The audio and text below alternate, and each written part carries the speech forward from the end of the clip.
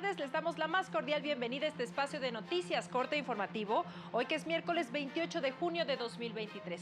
Soy Lorena Sánchez Cabrera y en los próximos minutos le presentaré la información más reciente generada en el Poder Judicial de la Federación. Saludo a mi compañera Nidia Díaz en la interpretación en lengua de señas mexicana. Hola Nidia, y es así como iniciamos. La ministra presidenta Norma Lucía Piña reconoce que la sociedad reclama un poder judicial íntegro y que proteja sus derechos. La Defensoría Pública Federal se pronuncia por impulsar acciones que garanticen la interrupción del embarazo de manera libre y segura. La vía para impugnar la negativa de conceder el beneficio de amnistía es el juicio de amparo indirecto. Iniciamos trasladándonos al Teatro de la República en Querétaro, donde se encuentra mi compañero Juan Carlos González, quien nos tiene el reporte de lo que aconteció esta mañana durante los diálogos sobre ética judicial. Muy buenas tardes, Juan Carlos. Adelante con tu reporte. Lorena, ¿qué tal? Buenas tardes. Así es, estamos frente al Teatro de la República, aquí en la ciudad de Querétaro, donde la ministra presidenta de la Suprema Corte de Justicia de la Nación y del Consejo de la Judicatura Federal, Norma Lucía Piña Hernández, participó en los diálogos sobre ética judicial. Ante juzgadoras y juzgadores e invitados especiales, la ministra aseguró que la independencia y la imparcialidad son dos principios fundamentales que guían la función jurisdiccional en nuestro país. Vamos a escuchar. El juez que se sabe y actúa de forma independiente e imparcial honra y legitima su investidura y la función jurisdiccional ante sus pares y fundamentalmente ante la sociedad a la que servimos. Independencia e imparcialidad son dos caras de la misma moneda. Citando al profesor Aguiló, los deberes de independencia e imparcialidad conforman dos características básicas y definitorias de la posición institucional del juez en el marco del Estado de Derecho. Conforman la peculiar forma de obediencia al derecho que éste nos exige a los juzgadores. En estos diálogos sobre ética judicial participó el profesor Joseph Aguiló Regla, jurista y filósofo de la Universidad de Alicante, quien habló sobre la importancia de la independencia y la imparcialidad de los jueces en un Estado constitucional que está en crisis o en constante acoso. Lorena, es la información que tenemos.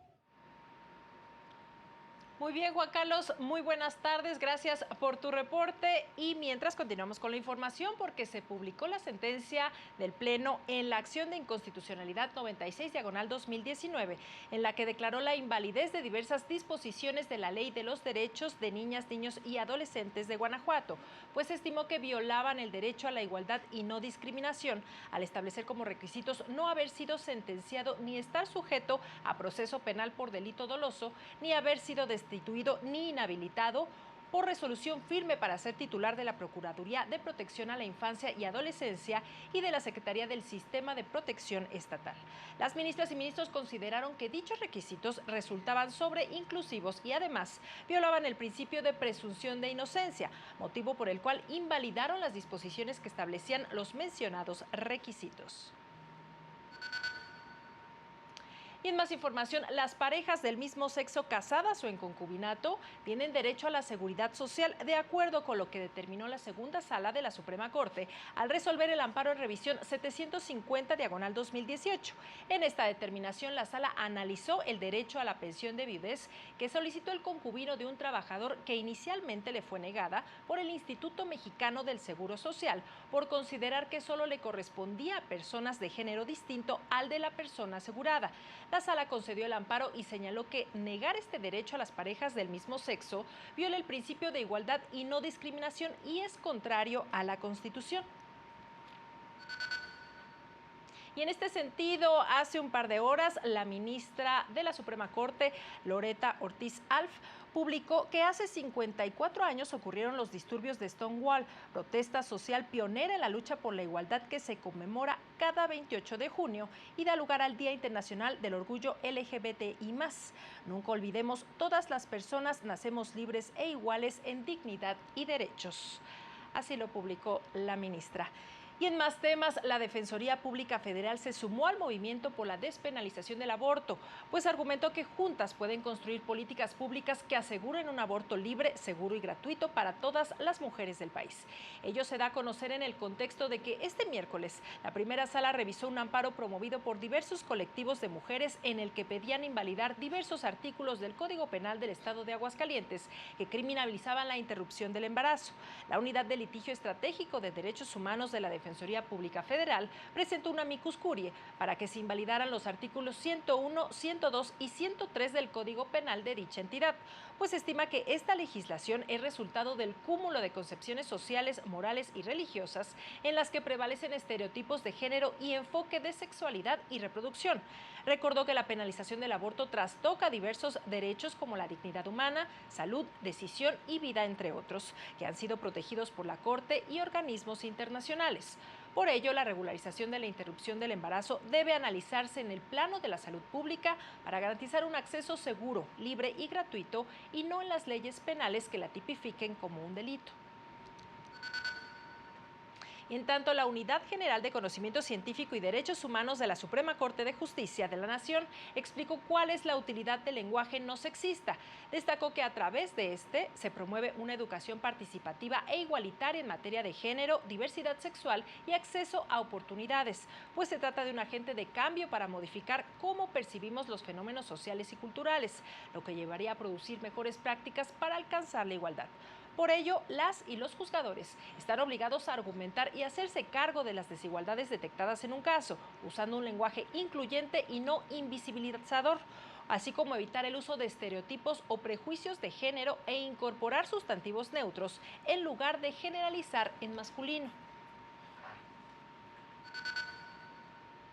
La primera sala de la Corte determinó que con el fin de garantizar el derecho de acceso a la justicia del solicitante del beneficio de la amnistía, es procedente el amparo indirecto para impugnar la negativa ficta o tácita de la comisión en la materia, debido a que los párrafos 5º y 6º del artículo 3º de la mencionada ley no contempla con claridad el medio de defensa adecuado, lo que vulnera los derechos de seguridad jurídica y acceso a un recurso efectivo. Dicho juicio puede interponerse una vez transcurridos los 4 meses a partir de la presentación de la solicitud. Por lo tanto, en atención al derecho de acceso a la justicia, es viable que la persona interesada pueda acudir directamente al juicio de amparo indirecto, de acuerdo con lo previsto en la Constitución y en la Ley de Amparo, recurso que será del conocimiento del Juzgado de Distrito de Amparo en materia penal.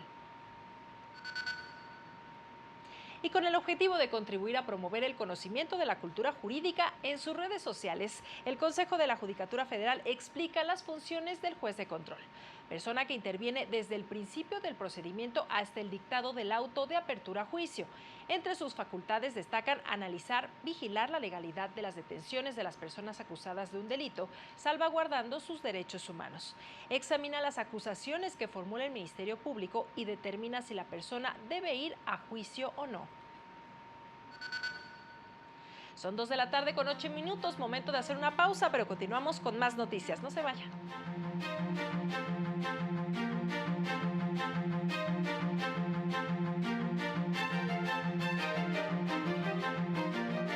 Al regresar, la violencia excluye y fragmenta los derechos de las mujeres.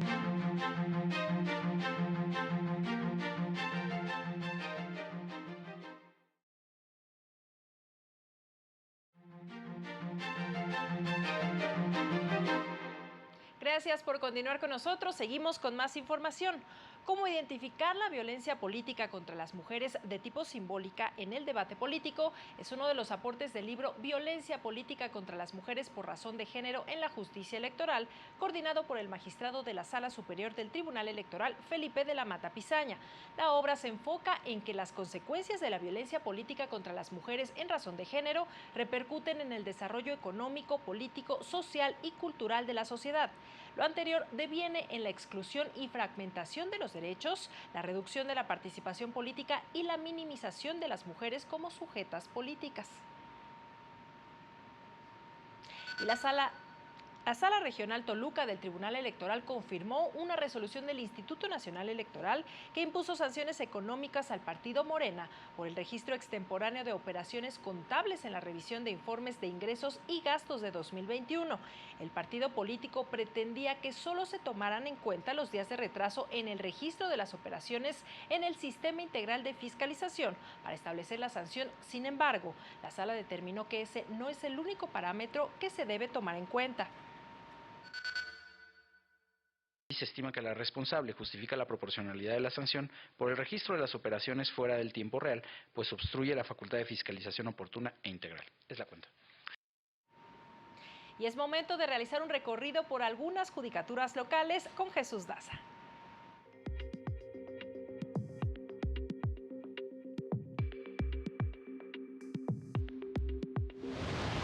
Personal del Poder Judicial de Aguascalientes participó en la capacitación para mejorar la atención a las y los usuarios que acuden a los tribunales, con herramientas de servicio, estándares de calidad y el desarrollo de inteligencia emocional. UNICEF colabora con el Poder Judicial de Michoacán en el desarrollo de las salas de audiencias para personas en condición de vulnerabilidad, para lograr el acceso efectivo a la justicia de niñas, niños y adolescentes y evitar su revictimización. La Corporación de Jueces y Magistrados de Colombia otorgó al Poder Judicial de Guerrero la Medalla al Mérito Judicial en reconocimiento por su liderazgo y por consolidar un sistema judicial autónomo e independiente. El Poder Judicial de Veracruz inauguró la tercera sala del Juzgado de Proceso y Procedimiento Penal Oral del Distrito Judicial de Orizaba, en la que se podrán desahogar las audiencias de forma simultánea, pues habrá 3 jueces de control y 1 de ejecución. Para el canal del Poder Judicial de la Federación, Jesús Daza. Y ahora es momento de enlazarnos con nuestra compañera Laura Murillo, quien se encuentra en el Museo Nacional de Culturas Populares, con los detalles de la presentación de resultados del programa Campus de Esperanza para prevenir el trabajo infantil. Muy buenas tardes, Laura. Adelante con tu reporte. ¿Qué tal? Muy buenas tardes a todos los televidentes del canal del Poder Judicial de la Federación. Como comentas en el informe que has referido, dieron a conocer un aumento en el trabajo infantil. En el caso de México, más de 3 millones de niñas, niños y adolescentes realizan alguna actividad laboral, muchas veces en condiciones inadecuadas. Oaxaca es la entidad con la mayor tasa de trabajo infantil, con 21.5%. La pobreza y la desigualdad son algunas de las causas que han derivado en el incremento de este fenómeno que afecta los derechos de niñas y niños. Escuchemos. En muchos casos los trabajos son peligrosos. De las cifras globales sabemos que niños y niñas víctimas de trabajo infantil son 160 millones y de ellos 79 millones trabajan en formas peligrosas de trabajo infantil, expuestos a daños a su salud, enfermedades, accidentes, contacto con sustancias tóxicas, varios tipos. Los sectores en los que se concentra el trabajo infantil son agrícola, ganadero, forestal, de caza y pesca, seguido por minero, construcción e industria. Son los detalles de la información. Muchas gracias, Laura, por tu reporte. Muy buenas tardes. Ahí el reporte de nuestra compañera Laura Murillo. Antes de despedirnos, le invitamos a mantenerse en la señal del canal de televisión del Poder Judicial de la Federación, porque a las 4 de la tarde le transmitiremos en directo la inauguración del tercer Congreso de Filosofía del Derecho para el Mundo Latino, evento en el que participa la ministra presidenta Norma Lucía Hernández. Y a las 19:30 horas no se pierda nuestro avance informativo y a las 20:30 horas el noticiario nocturno.